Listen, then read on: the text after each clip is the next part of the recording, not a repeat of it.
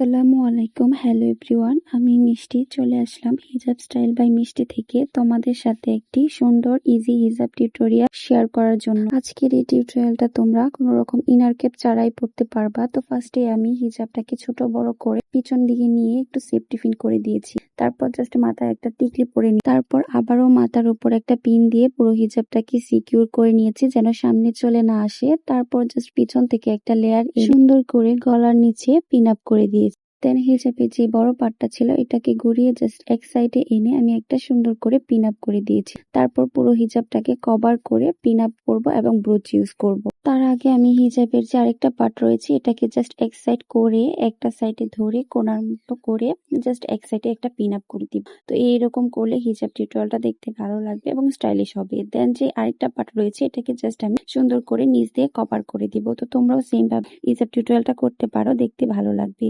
তো তোমাদের কাছে আমার হিজাব টিউটোরিয়াল গুলো ভালো লাগলে অবশ্যই আমার ইউটিউব চ্যানেল থেকে একটা সাবস্ক্রাইব করে দিবা। আর ফেসবুক পেজ থেকে যদি ভিডিওটি দেখে থাকো তাহলে অবশ্যই আমার ফেসবুক পেজটাকে একটা লাইক ফলো দিয়ে পাশে থাকবা।